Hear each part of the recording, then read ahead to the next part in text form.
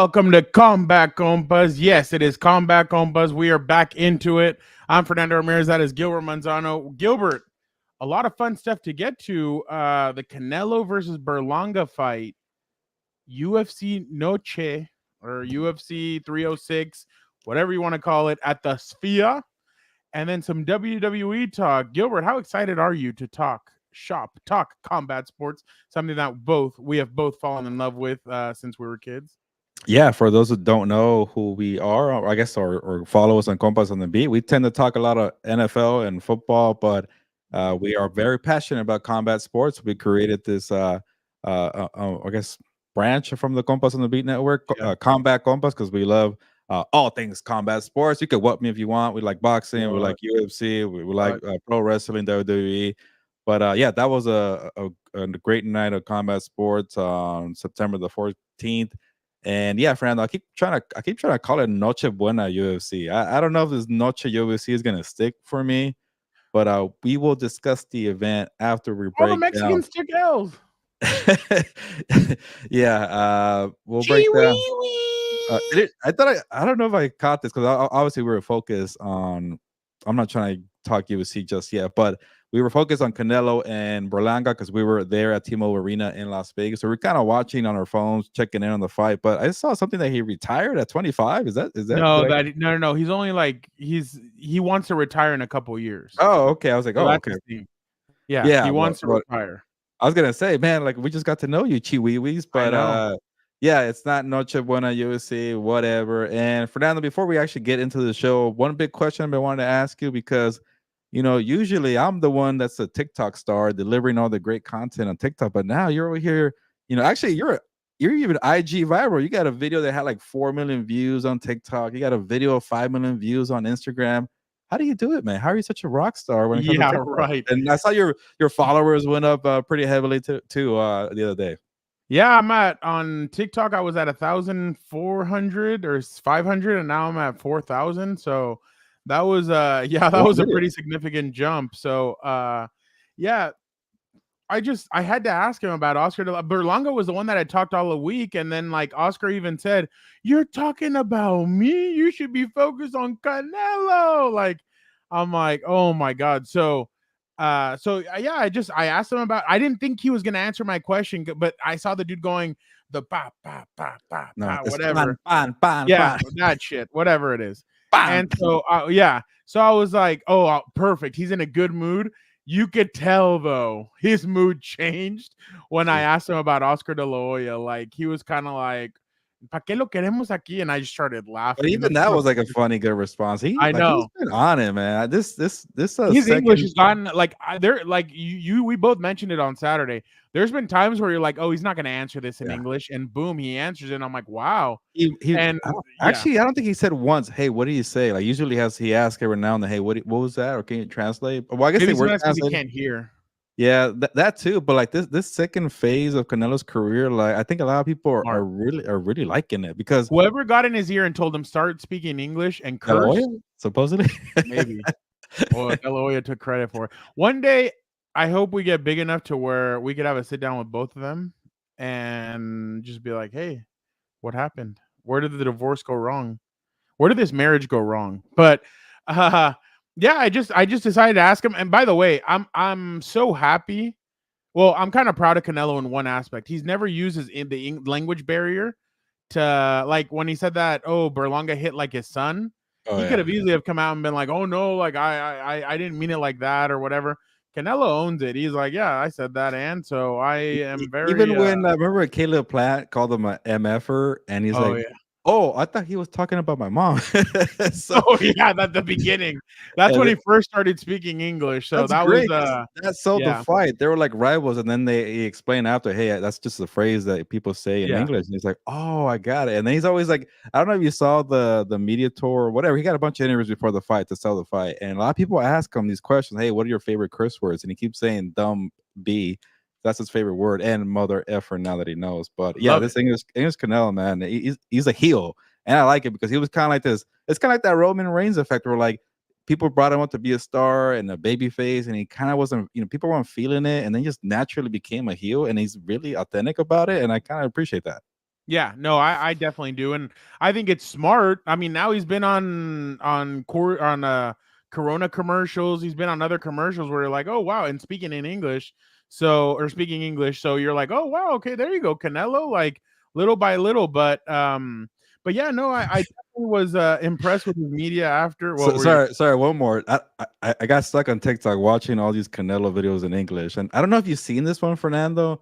But there's this famous DJ in LA. Maybe you probably know who he is, but Big Boy from Big Boy's Yeah, Neighborhood. big boy. Yeah, where he was talking to Canelo, and you got to watch it. And I can't say half of the story on here, but on YouTube. But apparently, he had an issue with his cup, and he asked one of his boys from his corner to help him rearrange the cup, and he had to, you know, whip it out, and what Canelo was saying During a was, fight? no, like I think they're in training or something where he had to pee and he already had the cup. So I think it was before a fight, and he was all with the gear set up and he couldn't really. Oh, he had the gloves on. Yeah. So he needed to pee though. So if you find that video, man, it's freaking hilarious. The way those two are going back and forth with the jokes about the poor guy who needed to help out Canelo with his whatever. I'm going off the rails, but it Could you was do it? hilarious. If he's I don't paying your, know, but I'm not gonna give he's away the paying my story. salary. Yeah, I was gonna say F you it. should. One of the jokes that he had about compensation was pretty hilarious. But this Yeah, I Canelo bet. man, he doesn't even care. He's talking about his freaking thing where like, his Yeah, friend is helping his thing. It's like I don't know. yeah, I'm yeah. I'm going too far into it, but it was a No, you're fine. hilarious story. Go ahead. So obviously Canelo ended up. The question was, what round would Canelo knock out Berlanga in? And he knocked him down in the Third, fourth round, fourth, third, third, third. third round. And then after that, everybody's like, "Oh, here it comes! Oh, here it comes!" Even the people around us, here it comes! Here it comes! It did not come. Canelo goes a distance, and there were questions after, which Canelo got a little bit testy about not knocking out the Berlanga, but especially because I think the question is fair, especially because during his media tour, he did say, "Oh, I carried Munguia during the whole fight." Why would you say that? Like, if it's not true. So I get the questions. I get why they asked him, like, did you carry Berlanga or what's, or can you just knock him out anymore? But Gilbert, just first off, what was your biggest takeaway from the fight? You know what? I could start with that because I don't think Canelo's gonna say that he carried uh Berlanga, but he is criticizing his power and like he hits like my son. So I think Berlanga is just a bigger guy, and I was saying like He pretty went up much 25 pounds. yeah, he's a massive dude. He's like even seeing him in the ring, I think I even told you like man, he looks big in the ring. So, but that's not really gonna matter when you don't have that much skills Yeah. but I think Canelo is just a smaller super middleweight. He came up from junior middleweight, so that's two weight classes. He's a naturally a smaller guy than these guys at 168 pounds, especially Berlanga, who might make it at 175 eventually. He's an easy 175 guy, but I think he's just bigger to be able to absorb a little more. That's why I think after the third round, he kind of just shook it out. Okay, cool. Like again, he's like Frankenstein. He's gonna keep coming at you a little slow. But I don't think Canelo has enough power to bring down a guy of that size. But other than that, Fernando, like it felt like the same Munguia fight. Like remember Munguia got dropped maybe the fourth or fifth round, something like that. Fourth round. So again, I kept saying Berlanga is not on the level of Munguia. It felt like this is more of a mismatch, but Berlanga had a heart, but he had it's also interesting that Canelo said that when he said he hits like my son, and I was expecting more of a power fighter or more of an exciting fight, but he was defending himself a lot, which I don't think he did to that point where it was boring. But Munguia just threw a lot more punches, and that's why he took a little more of a beating than Berlanga. But Munguia has better combinations and punches, and Berlanga doesn't have that in his arsenal. He doesn't have the skills of combinations, and trying to cut the ring. He's more like, all right, let me do this and let me do that. And there was times where he got in trouble swinging with the wide hooks there, and Canelo will catch him on an uppercut or some body shots. But to his credit, good chin. He absorbed it. He was really mad at himself when he fell in the third round doing this. And then he got up very quickly. So I think that tells me that he was more shocked and he adjusted. So same thing to Munguia with Berlanga. A lot of credit for going 12 rounds. I even made the joke, Fernando. He's going to tell his buddies for the next 20 years, I went 12 rounds with Canelo. He just didn't do much for me. It wasn't a boring fight either. I think, the way he sold the fight, I kind of admire the trash talking. You can't, I think in that press tour, the part one in New York, he was too much of like, yeah, that's my idol. I can't believe I'm here.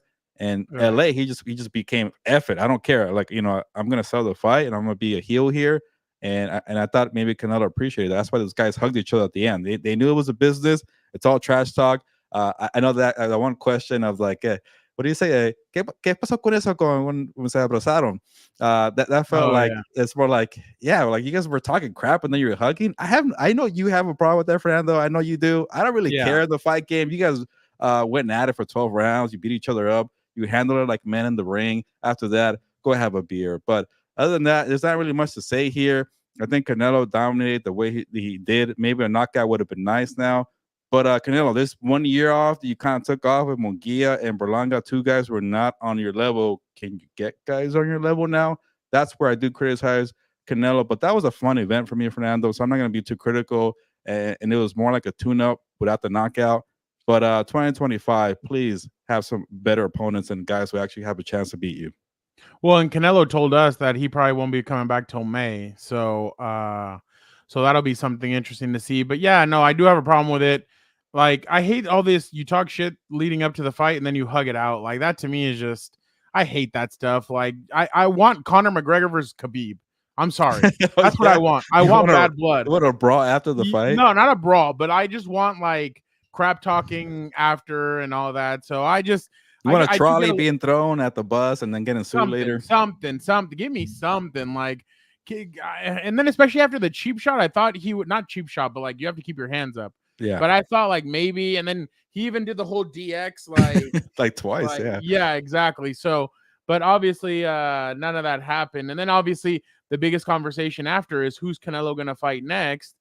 And interestingly enough, now I saw, Gilbert, where they were talking, why people asked him about Terrence Crawford and all that.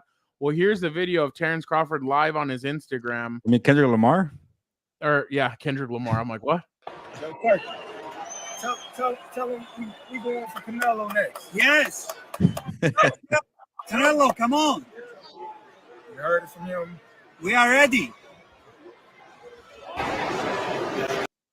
So obviously in that aspect, Canelo was asked about Terrence Crawford. Canelo said, if they can get to my price, then yeah, I'll do it. And Canelo's asked, would you go overseas? He says he really wants to fight in Japan. So yeah, that would suck for us, but because we couldn't go out there and cover his fight. But they asked him if he would fight in Saudi Arabia, and he said if they get to my price. So I think to fight Crawford, it would be about, for Benavidez or Crawford, it would be about 200 million. And to go to Saudi, I think they'd have to give him 300 million. I think that's what Canelo's gonna want. Like, I truly do think that's something that he would ask for 200 to 300 million to go out to the Saudi. But I don't know, because then he's talking about Bivol. I truly do not believe he's gonna fight Bivol. Like, I think that one, you already lost to him once, and you were what, 2-3 years younger there? Like, yeah, wasn't he? So yeah, but I think he gave himself a way out because he said he'll fight Bivol if he beats Arthur Beterbiev, which is a very difficult fight, 50-50 fight. So there's a high chance he might not beat him. So it's called, okay, I was gonna fight him, but he lost the fight. So it's kind of like a little way out there. But I wouldn't mind seeing the fight again, Fernando. But it's because it's a guy that he could definitely beat. But one thing that Bivol's been pretty adamant about, he keeps saying, like, I don't want to fight Canelo at 175. Like, he feels like he dominated him so much that it's not a challenge. He wants to take the weight cut and go to 168. And Canelo's saying, nah, I want to make my L right at 175. So I don't even know they're gonna get the contract right there. But money talks. You never know. But I have a feeling for now that it might not be Bivol.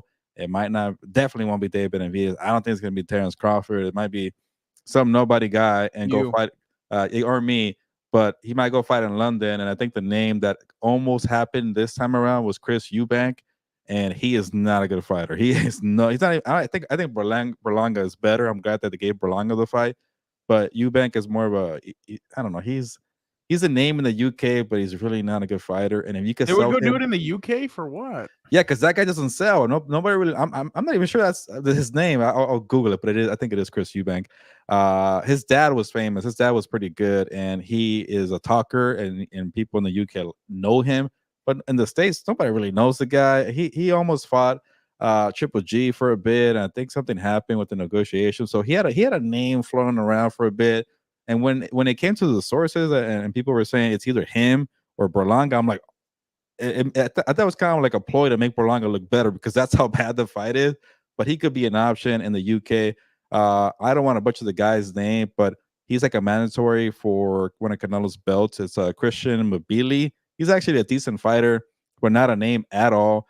And before, I think I cut you off, my bad, Fernando, but I wanted to mention that supposedly, I don't want to believe everything I see on social media, but I guess the early numbers are that this event got 700,000 pay-per-view buys, which is pretty good nowadays in the legal streaming era. And if you get close to 1 million buys, you did pretty well. So, hey, credit to Berlanga for selling the fight and getting intrigue here because 700,000 pay-per-view is much more than. They're not going to let him go to the UK then if he sold that much. That's what I was going to say. Like, hey, people are probably saying, hey, Canelo still has a pay-per-view. You just got to fight the guy. Yeah. You got to fight a guy who knows how to sell a fight or a guy who has a name and an intriguing kind of a fight. Just fight Benavidez. Like, let's just get it over with. Like, yeah. I just want to see that. That's the name that all the old Mexicans bring up. Like, hey, or even our freaking Uber driver was like, hey, he got the name wrong. He's like, hey, he should fight that Benitez guy. Like, that would be a great fight. But the old heads like it, and they know this guy's a monster. So that would be a great fight.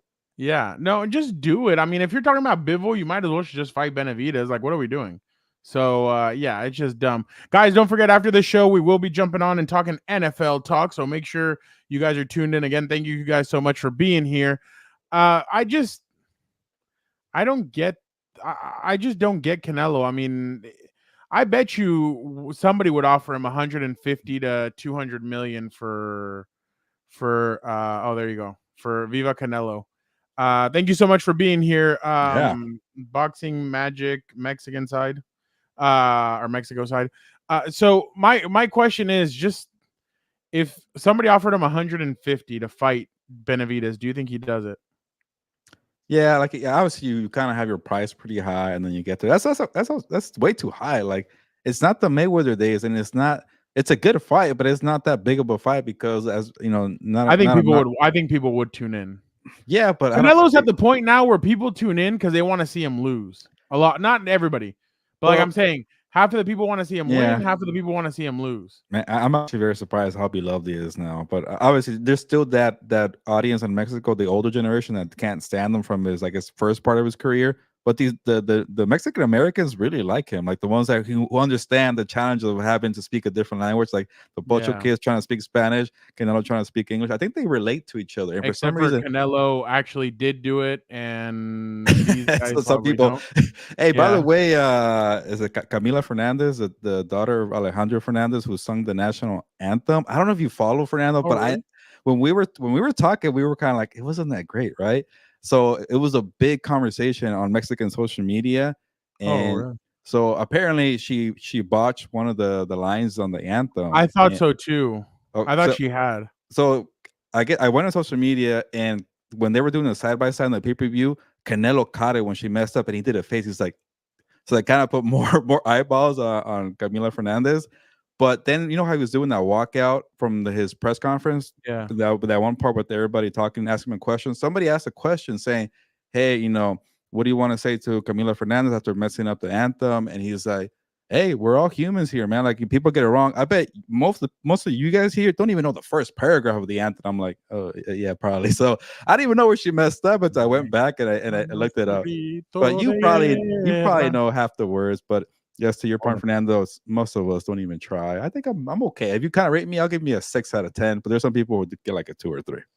No, yeah, I went to school. You're 8.5. I'll give you that. You're like a 9. I went to school in TJ, so we used to do the national anthem in Spanish every single day when we got to school. So we had to know that. Oh hell, there's people here that don't even know the American national anthem.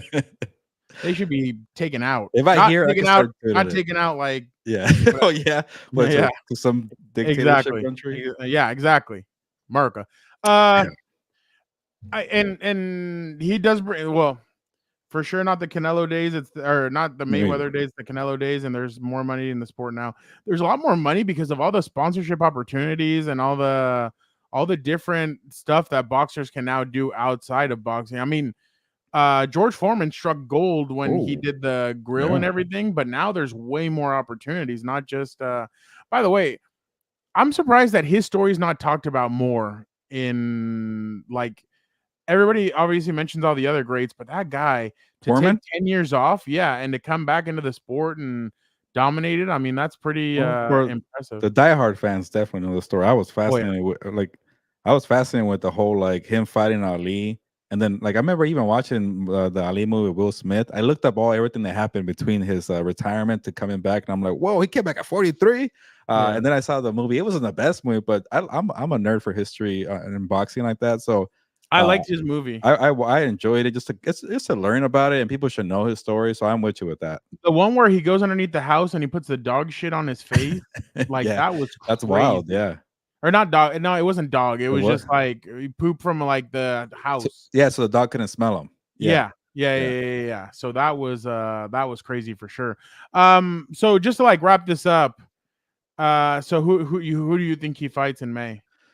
Well, I just didn't sound right, but the name is Chris Eubank Jr. His dad's Okay. senior, and I don't know, like just the way Canelo went about this year, it doesn't give me. I don't feel good about him fighting like a Benavidez or Bivol, or even Crawford. I don't even want to see Crawford Fernando. It will be a spectacle for sure. It will definitely get over 1 million pay-per-view buys, I think. So there is money to be made and less risk there, but it might be kind of a crappy fight in May, and then he'll have like a big step-up fight in September. But at some point, we're gonna get into the Noche Buena, Noche UFC, whatever the heck it's called, and I'm gonna talk about Canelo star power. But he's getting into those kind of final years where like you should consider maybe passing the torch to somebody and giving somebody an opportunity to kind of There's step up. nobody there. Where Berlanga thinks he's gonna, take on the torch Oh there. my! I couldn't even believe that. But yeah, Athir, how are you doing?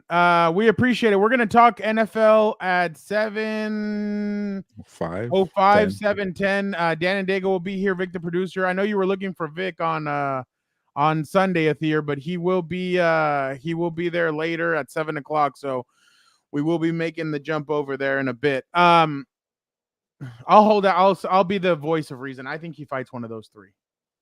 I'll say Crawford, Bivol, or Benavidez. Yeah, if he's taking that much time off, it makes me think that obviously he wants to get a little bit away, but also he's gonna fight one of those three. I think enough time is gonna happen. Something's gonna happen to where the problem is too, Canelo never goes to fights. He's never there. Like the only time he ever was there was for Ryan Garcia. Yeah, he was there to support somebody who was in like, working with Eddie Reynoso. He'll go. He does not go and he does not support. So that's the only thing that kind of sucks because I would love to see like him at a fight and then Benavidez. By the way, Benavidez was not at this fight, which I was a little disappointed at. I think he's moved on. I think he gets the hint there. Oh, you think so? He's definitely the least likely to get the fight. I think he's gave up on that, which I don't blame him. It's kind of like the Michael Chandler and Conor McGregor. You got to move on eventually. I wish he would do it. And real quick, I'm not sure I believe everything I see, but Canelo got a $30 million purse, and Berlanga only $700,000, not even $1 million, and that kind of tells me why he got the fight. He was like, "I'll take it. I don't care what you pay me," but he's gonna get more from the pay-per-views because he sold it pretty well. I'll give him credit for that. Yeah. All right, let's move on to Noche Buena Noche Buena, Noche UFC. Gilbert, there's no other way for me to start this except for with this video. Oh, I hope I don't get dinged for this one, but screw it. Also curious, I may have missed it, but was Oscar De La Hoya included in any of the tributes tonight? I did. Yeah, he was in the video. Okay. Really? He's an asshole. But you can't deny what he did. I mean, the guy, you know what I mean? He's a fucking lunatic. But he was a bad boy in his day. Yeah. What did our Uber driver say? That Oscar De La Hoya fought everybody. And everybody. Accurate. Yeah. He gave some great fights, and yes, he does deserve. I'm glad that Dana White at least admires his boxing resume, not his what do you want to say, personality, I guess. Yeah, exactly. Adir, you can ask your question. Yeah, when we jump over to NFL talk. Yeah, no, I just on a different link. Yeah, on a different link. We're gonna jump over to do NFL in a couple minutes. So yeah, you can ask your question. Stay away. But okay, so before, like, obviously the videos were amazing. It looked amazing. Like, it looked like they really put a lot of movie. Like one of those, I thought we were watching like Thor or something. Remember, I showed you a video and it looked like you were watching Thor or something like that. It was just incredible the work that Dana and excuse me, his team put in there. I think I saw $20 million were spent, Gilbert, on all the production there. That's how much they gain in the ticket sales. They kind of make their money back, but you didn't really make a lot of money. I guess depending on the pay-per-view sales. Well, we already know there what happens with the pay-per-view sales, but I was thinking about it. Athir, anybody who you want to answer it will answer it.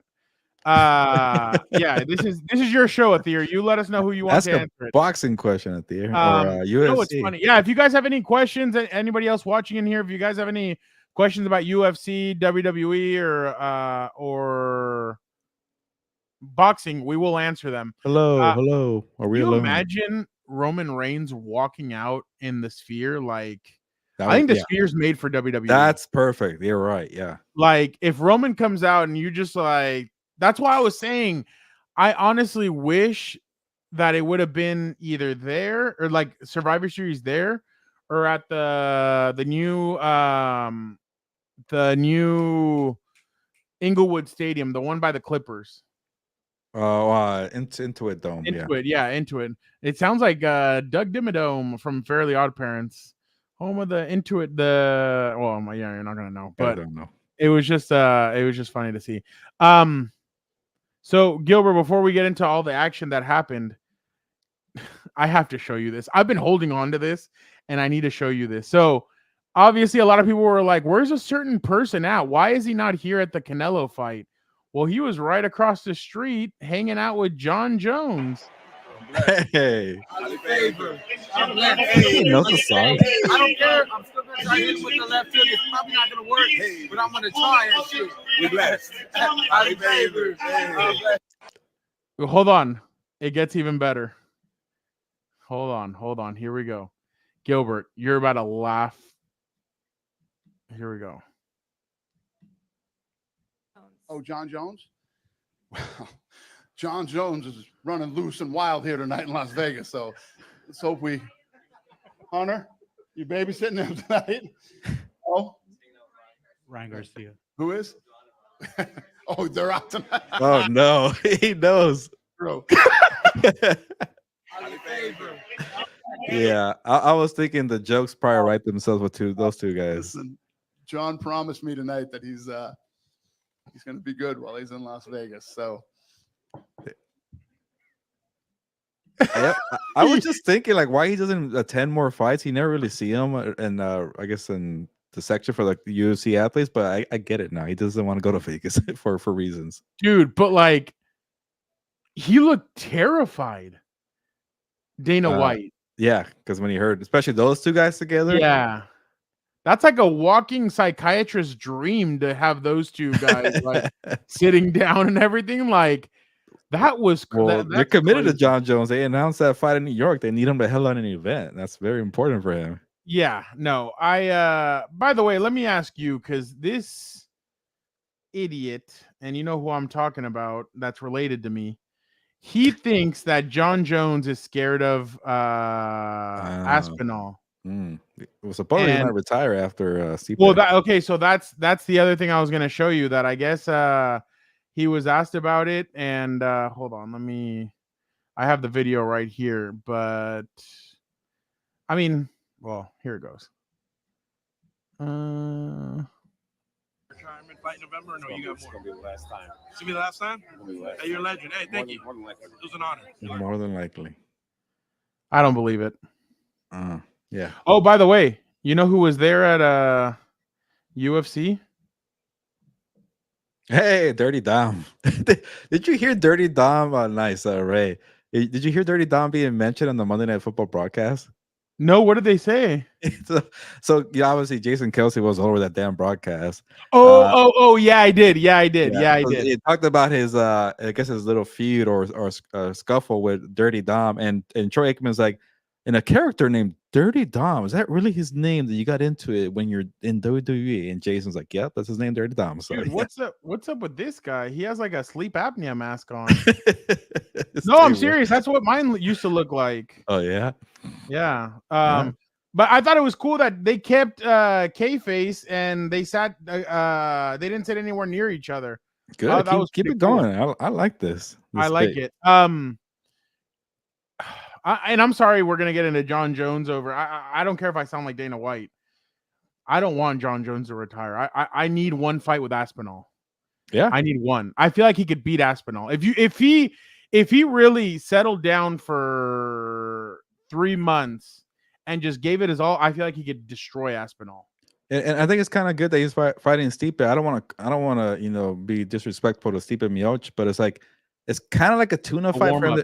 That's what I to think get ready. But also Stipe is a legend in his own right, but he hasn't fought in 3 years, so they're kind of made for this. Hey, let's get the rust off kind of fight here, and then if John looks good, then you go into Aspinall or eventually maybe Pereira. Maybe Pereira should fight the winner of that. But I would definitely love to see that, Fernando. I think that's what's happening right now. I think he's gonna go in. I think right now he's thinking, I might have to retire.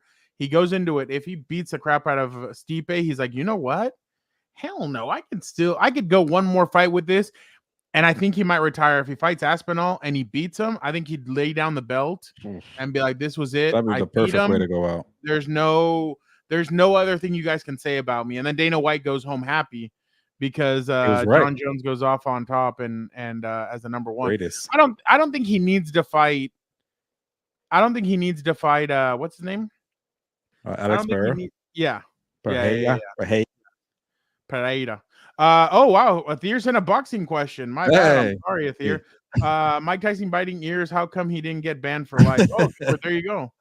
Well, he got suspended for a bit, and he went to jail a couple times, but that wasn't because of the ear biting. I know, but he was making so much money at Athir at the time for a lot of people that you don't ban a guy who's making a lot of money. So that's the way boxing is. It's all about the dinero. Like when Tyreek Hill didn't get suspended for. Oh wait, he makes money for certain people too. Yeah, exactly. Was it a dud, Gilbert? I felt like it was more of the fireworks and the everything else than it was really about the action in the. You didn't really see people tweeting about the actual fights. You saw people tweet about the aesthetic and everything that was there. Yeah, like it would be cool to be there, but like at those prices, like I want to see some cool stuff that I could go see at, is it called Comms or Cos, whatever the heck it's called in LA? Oh, like, yeah. Like I want to see that, but also I'm paying a lot of money, so give me some damn good fights too. And I feel bad for the people who paid for that fight because it was being played up like, oh, it's gonna be this awesome once in a lifetime. Yeah, for people there, for the people watching at home, you had to pay full price for a pay-per-view that didn't belong probably on pay-per-view. That's why I told you, Fernando. I even told and Adam too. I'm like, you keep hyping up this event, once in a lifetime, historic event, best ever, and that's the card you come up with. Like Conor McGregor would have been perfect for that, but I get it, and they wanted to do the spectacle, and it was more like 3D glasses at a theater, and very cool, and in a way, Fernando too, him going up at Canelo on the same day, it created this boxing UFC rivalry where all these boxing fans came out to support Canelo and say, "No, forget that sport over there. That's our day." And I want to say, I don't know, because we were there and it felt like it. I want to say Canelo won this battle and held it down for boxing. That card was pretty terrible. And Sean O'Malley, who was supposed to be the star of UFC, didn't do much. And I even told Adam, I'm like, they're missing a star. They're missing a guy who can make money and also win a lot of matches. And they don't really have that right now. And in boxing, that's the one advantage that they have. They do have a cash cow, and that's Canelo Alvarez. They don't have that at UFC. John Jones is not that guy anymore. Conor McGregor is not that guy anymore. Ronda Rousey is definitely not that person anymore. Who else? I keep going on and on. For WWE. Yeah, there you go. So they're missing that person. And by the way, but so is boxing. Like I feel like both sports, neither one of them have a tribal chief. Canelo, obviously, it's not to that point, but Canelo is still, it's not. But it's not the Mayweather thing is, heyday. you want to find the next. Like there's nobody in They line. don't have a succession plan, and that's what I worry for the sport. I'm like, damn, that's what UFC is going to crush them. Both sports, both of them, and but Adam has a good point. Like UFC, with those guys that I mentioned, the Mount Rushmore of moneymakers and star power, they got to the point where like, hey, maybe you're missing that person, but people are going to watch those fights. Yeah. They're exciting. And real quick, I know we got to move on to WWE. I saw a video from Hawani that he was just, listing a bunch of fights from 2016, calling it the greatest year in UFC history. And I'm like, Yeah, and then the cool part, I was there for half of those fights he was listing. It was the prime Conor McGregor year, Nate Diaz year, one of my favorite fights of all time. It happened on January 2nd, 2016. Robbie Lawler against Carlos Condit. That's when I got hooked on UFC. Well, before that, because McGregor beat Aldo like in December 2015. But that stretch, December 2015, all through when Ronda Rousey got knocked out by Amanda Nunes near New Year's Eve of 2016. That was the year that UFC became okay. Cool. We don't need mega stars because people know us. We'll get by. But now it's been like maybe that's why I gave Adesanya credit. He was holding it down for a little bit. He wasn't that big of a star. It's kind of like Pereira right now, right? But they're kind of missing that. And I just remember Hawani mentioned that. I'm like, damn, I was lucky to go to half of those fights that year. You know who's a star up and coming? I think Diego Flores. Diego Lopez. Diego Lopez. Yeah. Damn, I always get it wrong. Did he look good? I haven't watched the card. I saw the guy's face. Okay. Yeah, they said that now they've put him at number 3. So in line for Ilya Taporia's title. So they're saying that maybe one more fight and he'll get a championship fight. So I think that'll be awesome. Gilbert, real quick. Well, let's answer Luis and then we'll go to Athir's asking boxing questions and I love it. Are you a fan of Merab's grappling fighting style? So basically, he's one of those that just takes you to the ground and he's more ground and pound. But the only reason why I know fans get pissed, and I get why, they think it's boring. But that's what the UFC is. If you just wanted them to stand up and go toe to toe, it's boxing. Like that's the only thing I've gotten frustrated with Gilbert sometimes when I'm watching UFC fights or we're there. Is that fans start booing when they're on the ground. And I'm kind of like, what do you want them to do? Like, that's part of the sport.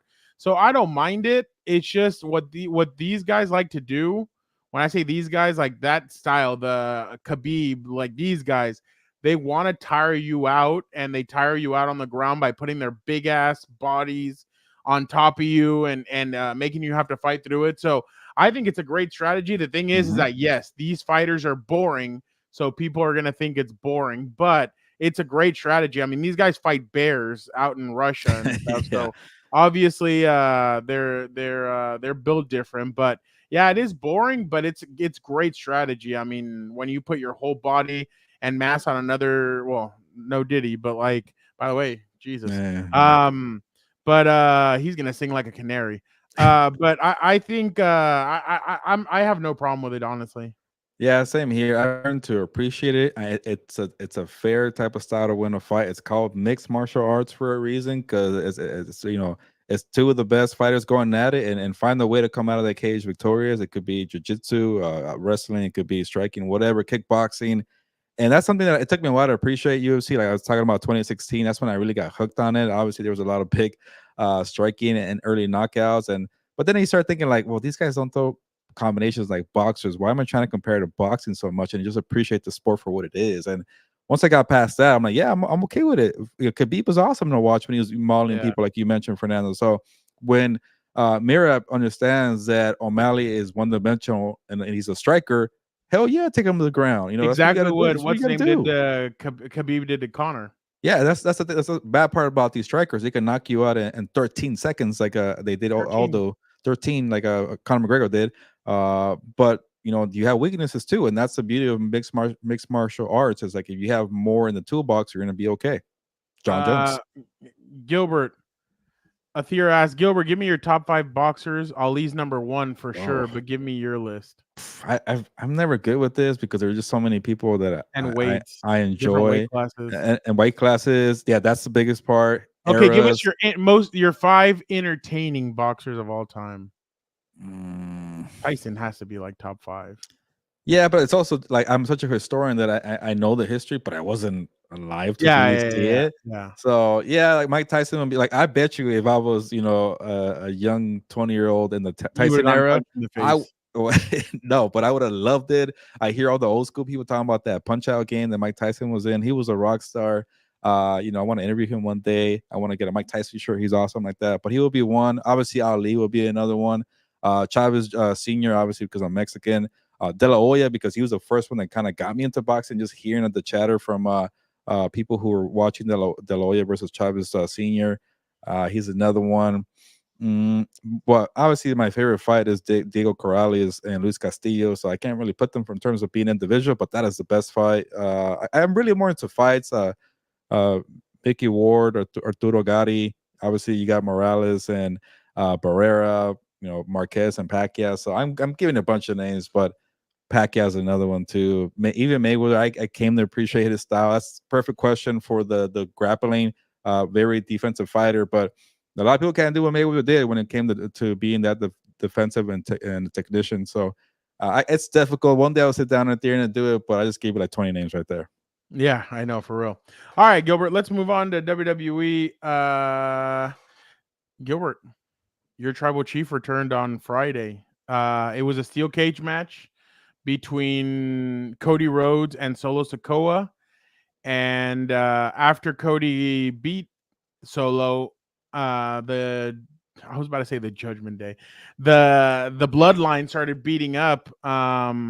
Athir says, breaking news: the NFL announced Chargers versus Steelers will be UFC style. Hey. Let's go. That actually would be something. The way these two are going to go at it, I'm pretty sure that's. I just bashed the Steelers for a story that comes out tomorrow, but yeah. Oh, I can't wait. So obviously the Roman Reigns returned after Cody Rhodes is getting beat up by the bloodline. Gilbert, there was 3 moments where I just couldn't believe. So this was later, so I'll get into the first one. He walks into the ring, into the steel cage, and it's him against Solo and the Tungans. And he looks at the cage and he shuts it behind him, and he just fights all 3 of them. And you're like, wow, that's the tribal chief. And then Cody and him kind of help each other. But then he looks in the outside and he looks at the werewolf. He looks at God, I just forgot his name. It just escaped me. I can't believe I forgot his name. Hold on. Jacob Fatu, thank you. He looks at Jacob Fatu. Is that his nickname now? The werewolf, yeah. So he looks over at him and he just goes like this. And Jacob Fatu looks at him and he gets into the ring, and Solo comes in and grabs him and yanks him out. So they're like, yeah, no, we're not doing this tonight. So I was like, damn. So then obviously Roman comes out later in the night, and when he's about to get into the ring, he looks over his shoulder and goes like this. He gets into the ring, and people were like, why does he look over his shoulder? Because looking over his shoulder, Paul Heyman was always, the Samoan werewolf. Thank you, Brett. Paul Heyman was always on his left side, and he'd always look at him and then get into the ring. So basically Roman comes out and says, this isn't WWE business. I don't need a damn, because they got offered a contract by Nick Aldis to fight Solo and those guys. Like, I don't need a contract. This is family business. This is between us. I don't need a contract. This is going to be handled between the family. And he's like, I'm the guy in WWE. This is my show. This is my company. This is my thing. Cody Rhodes' music hits. And he's like, this has not been your company. This has not been your fans. This has not been this since I won the championship at WrestleMania. The only thing is, Cody did look a little shaky when he said that. So he didn't even believe it himself. Come on. I know. And that's the thing. A lot of fans are kind of like in the moment, everybody's like, yeah, he needed to win. He needed to win. But I think a lot of people are starting to regret that decision now. But I don't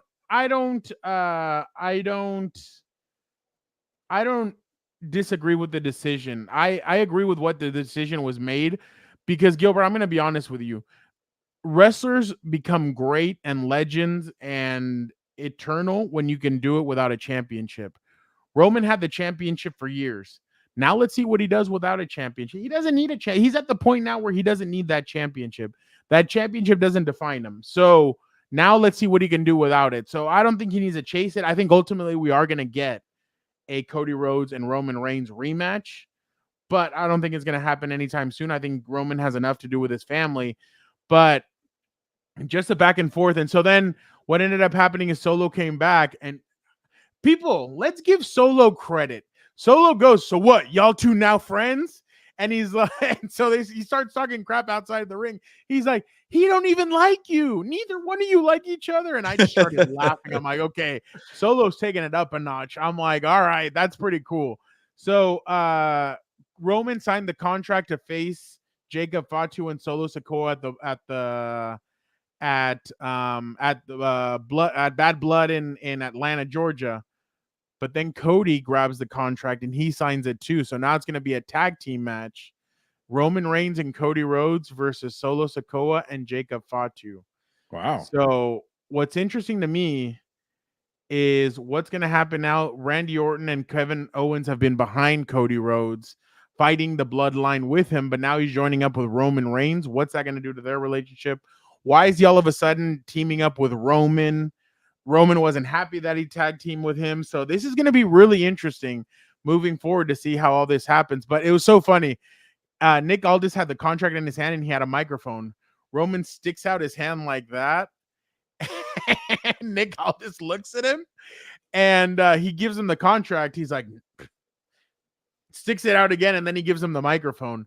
When Roman had the contract in his hand, Cody stuck out his hand for the contract like he used to do to Paul Heyman, and Roman just goes like this, and it was just honestly like it just a thing of beauty. I love what WWE is doing right now. I am very excited about what they're doing. And then real quick, I saw an interview with Roman and Paul Heyman. They were at some conference in New York, and Roman was talking about the cursing and now that they're going to be on Netflix. And Roman's like, I think if we can do this with the minimal cursing, I think we're going to show that there's other companies that do the curse.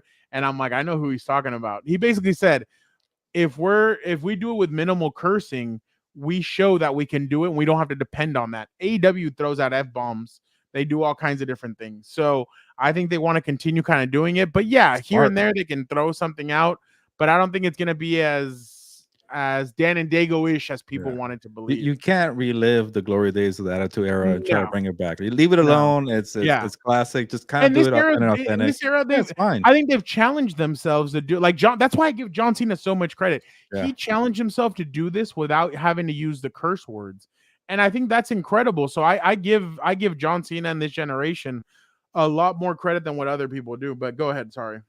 No, I was gonna give you a random point. Like, I've honestly been thinking about like, hey, would I be able to survive without cursing for a while? Like, just I'm good at not doing like in interviews or professional settings. Even on here, I kind of mess up sometimes, but for the most part, I'm pretty good. But like when I'm just talking to you, like without the camera on, I can't do it. So credit to some of those what's wrestlers funny? that don't do Melissa it. was just reading something when we were driving back from Costco. And she said that people that they asked 100 people that are in positions to hire people what they've noticed about this new generation coming out of college. They said 49% of all interviewees don't dress appropriately. Oh, 27% of them curse or use language that they should not. Only 27%. Only 27%. That's a very low number. That's a lot. What you're talking about, a professional setting? Yeah. I guess, but I feel like this new generation doesn't curse that much. I don't know. Maybe. Well, okay, but I don't know. I think this new generation is weird. Okay, maybe just people I'm around, but yeah. So it's just you think this generation as their dirty mouth talker people? I just think they're shitbirds. Well, yeah, but like, are they cursing? I know we're going off the rails, but no, not cursing. But I thought I was the old school guy who's always like throwing the F-bombs here and there, and I'm over here like, damn, am I too? No, but they say some stuff that's outlandish, or they ask weird. Like you and I know what to ask and what not to ask in a professional setting. These people have no filter. That's for sure. Yeah, that's true. That's why I say shitbird. Like they have no filter. So they're like the little kids who just ask questions and don't read the room. Yeah, exactly. Oh yeah. Oh, media wise, there's people that are old that don't know how to read the room. So. My bad. Go ahead. Back to WWE. Yeah, no, it's just I'm with you. I love the whole Roman Reigns, going at it with Solo Sikoa, Jacob Fatu, and I like the build up. But I'm a casual, so I'm not going to deny that. I just come around when Bad Bunny's around. But to see them still playing it up and trying to find new music video, by the way, I have not. And he's like body slam, like he's in a bed with like 10 girls, and he's like doing WWE moves. Like he put one girl on top, like. He carried her on his shoulders, then he put her down and like did a what's it called? A power slam, and like he was doing all kinds of stuff to I didn't even know he had a new song, to be honest. I've been very stuck. Yeah, I guess it's a music video. I'm really into the new age corridos now, especially after Fuerza Regida brought out Canelo. So I've been listening to some of that music. I didn't even know who that was. I didn't know who half of those artists were. So, yeah, anyway, so I went from reggaeton to Mexican with what's it called, Peso Pluma. But the point is I like that they're keeping that going, and they're trying to milk it because that even that card is a Bad Blood. Even I'm like, damn, I kind of want to go to Atlanta now. We haven't gone to a card in a minute. They're gonna do the same thing with Survivor Series. So sometimes you think it's gonna be kind of played out and dull. And the way they're extending this storyline and finding new ways and new characters, that's the best part for them. Finding new people to kind of become stars and emerge out of this. I love that part. That's great. Yeah, remember who hasn't come back yet? Who am I forgetting? The Rock. Oh, yeah. We still got to see the whole final boss aspect. I'm guessing no Paul Heyman yet. Am I wrong? No. That's another aspect. That's going to be. Paul Heyman yet. So they're building this perfectly. And to your credit, you've been praising Triple H for the long game there, and he's been doing excellent. You know what I kind of want? They're like Roman goes around pleading people to help him with war games. Nobody he goes to Jay on Monday Night Raw. Jay doesn't want to. Nobody wants to help him. Yeah. And The Rock, I don't know if they'll have The Rock turn on him by war games. I don't think so. But let's just say that it's Solo and the Bloodline, and Roman comes out by himself. They lock both teams in a cage. Obviously, there's nobody for Roman, and there's everybody for Solo. And Roman starts off. It's 1-on-1. Roman starts going. Then whoever comes in for Solo, then it's 2-on-1. Nobody comes out for Roman. Then somebody comes out for Solo. 3-on-1. Then all of a sudden they're like, "Is anybody gonna come out for Roman?" And then Jimmy Uso's song hits. Here comes Jimmy Uso to help him. Then they're still battling. Then Jey Uso's music hit. Then you kind of slowly bring these guys out. How awesome to stick with your storyline. Roman's getting beat up in the ring, and Jay's doing the whole yeet with the whole crowd while he's getting beat up in the background. Then he goes in. That'd be pretty sick. But something like that. I think they're really going to do something incredible with War Games. I'm just pissed it's not anywhere in the United States. And I get it, Gilbert. And it's in Canada. It's in Vancouver. Oh, so is that what they're calling Survivor Series? Yeah, War Games. Okay, I was thrown off. I thought that after Bad Blood or before Survivor Series? Yeah. So I'm so and I get what's happening. I mean, I'm going to be honest. Last night, Portland was off the hook with their crowd. Their crowd was great. But there have been some crowds that have been dull. And then you go over to Europe, you go to Canada, you go to other places. They don't take it for granted. They're screaming. They're getting excited. They're excited about WWE being there. So I think as the United States, we need to step up. I've been waiting for an LA I know. event, and there's so many cities out there for I know. They go everywhere. I did hear from WWE that they are going to stop doing so many house shows. I think they're going to cut that down to put less wear and tear on the wrestlers. I'm telling you, the way they're really saving these guys' bodies is really helping them out. So they just announced that Saturday night one in New York. So I'm guessing that's for smaller kind of cards. But Roman's going to be there. Seth Rollins. Oh, wow. They're promoting all kinds of, it's Saturday Night Live. They used to do it back in the day, and it was a lot of fun to watch. I was like, damn, I'm like, that's pretty sick. But yeah, the Roman bloodline story is incredible. I can't wait to see more wrinkles to it. Supposedly there's another 2 potential bloodline members in lower tier wrestling right now that could make their way up. So that's pretty exciting. Gilbert, everything I keep on reading is that Jacob Fatu, they think is their next superstar. They think he is going to be legit. So they're really saving him. He jumped up the top. He jumps the first rope, then the second rope, then the third one, and does a somersault. That's incredible. But Athir, chill. And we do appreciate Athir. Athir, we do appreciate you staying here. We're almost done, I swear. Yeah. Gilbert, anything else before we? No, we did all 3. That's why it was a longer show. WWE, UFC, boxing. This was fun, and I'm glad we Monday. You have to check out Monday Night Raw. I know we have football, but Monday Night Raw, Jey Uso is gonna fight. Oh my God, I'm just blank. Braun Breaker for the Intercontinental Championship. Can Jey Uso finally capture his first WWE Championship? Long overdue. Rikishi needs to see this. I know, for real, and they're flirting a lot with him and Rhea. I'm like, we know that both of you guys are married. I'm like, what are you guys doing? So, by the way, it is going to be at Bad Blood. It's going to be Finn Balor versus Damian Priest. And then CM Punk versus Drew McIntyre in a Hell in the Cell. Yeah, they're milking this one. Oh, hold on. And then it's Liv Morgan and Rhea Ripley again for the championship. So, and that's only right now. They still have 2 more weeks left for that card. So it's getting pretty excited. But Gilbert, this was a great Combat Compas. I love when we have this because obviously that means we get to talk combat sports. Athir, thank you so much for being patient. We're gonna switch over now in about 5 minutes. So yeah, Gilbert, awesome. Anything else you want to? No, I'm ready to go to Four Compas, our other link on the channel here, and we'll see Dan and Victor. But it was a good show, Fernando. I'm ready to go. Awesome. Yeah, awesome. We talked about Berlanga. We talked about Canelo. By the way, did you see what Oscar put on? I sent it to you. Did you see what he put on Thursday? So Thursday we'll have some content. Do you think he saw the video? He had to have seen the video. I don't know, but hopefully he uses your video. Nobody else had it but us. Yeah. So yeah, I'm sure he saw the video because bam. Dan tagged him in it, and he posted it posted it a couple hours after. So I wonder if yeah. Let's so hope we'll he gives us some love and shows it on his live. I know. Hopefully. All right. Let's jump over to NFL. Thank you guys so much for checking out Combat Compas. We will be back next week. So make sure you guys tune in. Thank you guys so much. We will be switching over at 7:15. We will start the Four Compas. Thank you guys so much. Gilbert, let's go. Let's go to the link. Vámonos. Bye.